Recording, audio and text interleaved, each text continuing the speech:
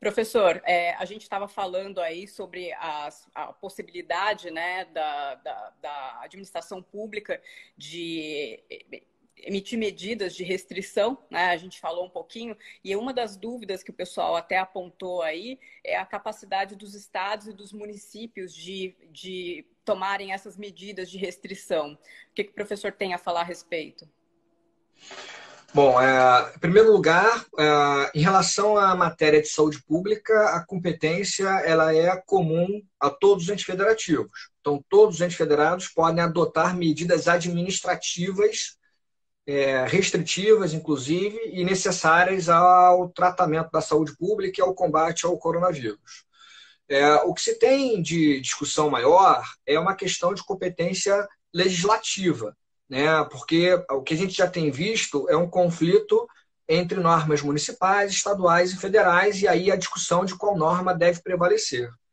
Esse é um debate ainda em andamento, mas a priori, por se tratar de uma competência legislativa em matéria de saúde pública comum dos entes federativos, ou melhor dizendo, uma matéria de competência legislativa concorrente, melhor dizendo, a União Federal ela pode trazer as normas gerais e, ao trazer as normas gerais, os estados e municípios vão ter que respeitar.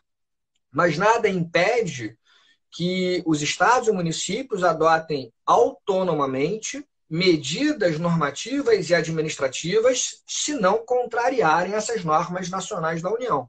Então, essa é uma questão que está em aberto, é um debate que está acontecendo, mas como eu mencionei antes do nosso sinal aqui cair, né, recentemente, dia 8 de abril, o ministro Alexandre de Moraes, numa liminar, na DPF 672, reforçou essa necessidade de se respeitar a federação, de se respeitar o equilíbrio e a autonomia federativa, dizendo que não poderia o presidente da República ou a União Federal estabelecer medidas que aniquilassem essa autonomia dos municípios e estados no tratamento da saúde pública. Qual é o ponto ótimo, o ponto de equilíbrio? A gente ainda não sabe. Eu acho que essa questão ainda está acontecendo, mas é um debate que vai acontecer de maneira mais específica no Supremo Tribunal Federal. O que eu posso dizer a priori é que municípios e estados têm autonomia e competência administrativa na área da saúde pública. E, aliás, é bom dizer que na lei do SUS, a Lei 8.080, a Lei 8.080, a lei do SUS, ela prevê uma municipalização dos serviços. A preocupação é se trazer aos municípios uma tarefa importante no tratamento da saúde pública, porque eles estão na linha de frente, para usar a expressão da moda, na linha de frente no tratamento da saúde da população. Professor, essas medidas elas têm vários graus de amplitude, né? Hoje a gente tem o que a gente está chamando de distanciamento social. Até onde essas medidas elas podem ir? Bom, a medida de distanciamento social, a priori, é uma medida, digamos, voluntária, né? O poder público, em princípio, ele orienta as pessoas a fazerem o distanciamento social.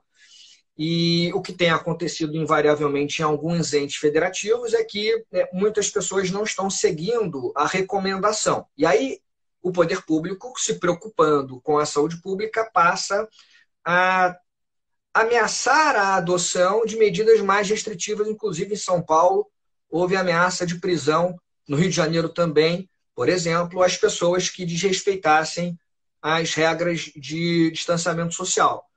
Aí entra um debate mais específico do direito penal, se isso seria possível no âmbito dos estados e dos municípios, a eventual medida restritiva de liberdade para aqueles que não obedecerem às recomendações de distanciamento social. É uma questão certamente muito polêmica, mas me parece que é uma questão mais do direito penal. O que eu posso dizer em relação ao direito administrativo é que em âmbito federal, a Lei 13.979 trouxe duas medidas bem restritivas em relação à liberdade de ir e vir, que é o isolamento e a quarentena. E o isolamento e a quarentena foram, recentemente, objeto de uma regulamentação específica. Me refiro aqui à Portaria 356 de 2020, do Ministério da Saúde. Essa portaria trata, basicamente, do isolamento e da quarentena.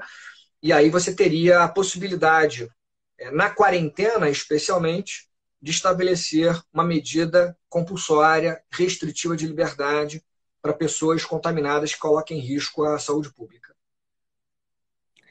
Professor, além dessas medidas de restrição de locomoção, né, o Estado tem tomado uma série de ações, de medidas. Uma das principais preocupações é ampliar a nossa capacidade de atendimento para os doentes que eventualmente se contaminem aí com o Covid-19. Para que se ampliar essas medidas, a gente precisa também ampliar, em alguns casos, o pessoal responsável, né, os profissionais de saúde.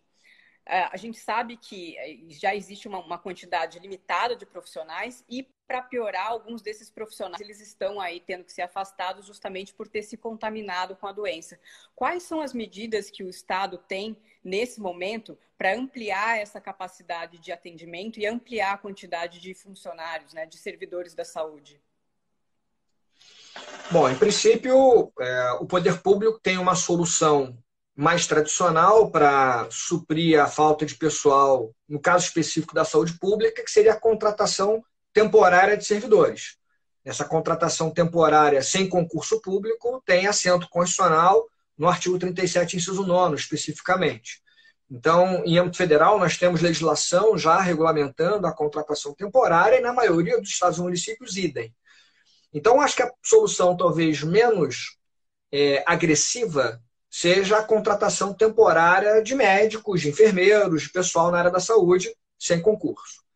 Agora, nós temos uma outra medida que é mais extrema, que seria a requisição administrativa, e ela pode envolver não só bens, mas também envolver serviços.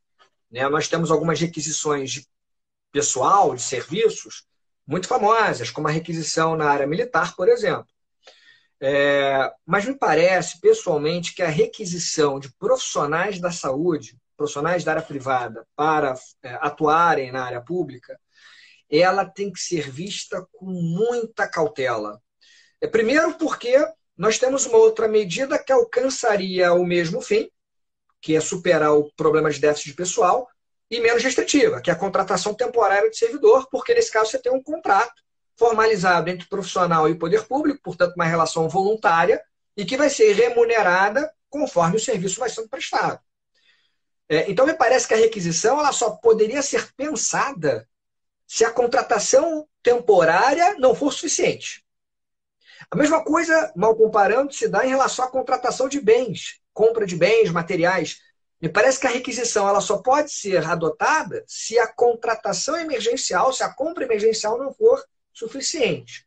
Porque se você vai direto para a requisição, me parece que é uma medida desproporcional, porque você vai alcançar o mesmo fim, é verdade, mas restringindo de maneira mais incisiva a liberdade e a propriedade das pessoas.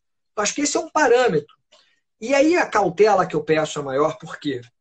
Porque nós temos uma situação sui generis, quando o poder público requisita, seja um equipamento de um hospital privado, seja um profissional de um hospital privado, você vai desabastecer o hospital privado. Que muitas vezes está prestando também o mesmo atendimento para uma parcela da população. E aí você entra num debate muito esquisito, de saber qual vida vale mais. A vida daquele paciente que está no hospital público ou a vida do paciente que está no hospital privado. E essa conta não é uma conta. Como é que você vai dizer que uma vida vale mais do que a outra? Então, me parece que requisição de equipamentos e profissionais de hospitais privados para a rede pública de saúde, ela tem que ser realizada com muita cautela e tem que ser ponderado, no caso concreto, se a retirada do profissional ou do equipamento do hospital privado não vai gerar o mesmo risco que já existe no hospital público, que é o risco à vida. Desabastecer e o hospital privado não ter condições de atender lá todos aqueles pacientes que estão lá internados. Então tem que ter muita cautela. Uma saída que foi muito interessante foi em São Paulo, onde foi utilizado o estádio do Pacaembu, por exemplo, para criar um hospital de quarentena. Aí você, nesse caso, se você fizer uma requisição, por exemplo, de uma arena esportiva, ou uma requisição de um imóvel qualquer para instalar nesse imóvel um hospital de quarentena, me parece melhor a solução, porque você não está tirando da saúde para colocar na saúde. Você está tirando um bem ou um profissional de uma outra área qualquer, ou de uma ociosidade eventual, para uma ausência de trabalho daquele profissional, para colocá-lo na linha de frente. Então, essas requisições de hospitais privados, serviços privados de saúde, bens privados, né, no âmbito dos hospitais, ela tem que ser feita com muita cautela. Me parece que a medida adotada de forma assodada em relação à requisição, ela tem que ser vista com muita preocupação. Nós temos já uma decisão, algumas decisões, né? Recentemente, a União Federal pretendeu requisitar equipamentos que foram comprados pelo Hospital da UERJ, aqui no Rio de Janeiro. E o Poder Judiciário inviabilizou, vedou essa requisição, e um dos argumentos é esse: a União tiraria equipamentos e profissionais, eventualmente, que já estariam sendo utilizados na saúde, para o tratamento do mesmo objetivo que seria utilizado aquele bem ou aquele serviço via requisição no âmbito federal. Então, tirar de um lado, onde você já vai atender a saúde pública, para colocar em outro lado, onde você também vai atender a saúde pública, essas requisições têm que ser vistas com muita cautela.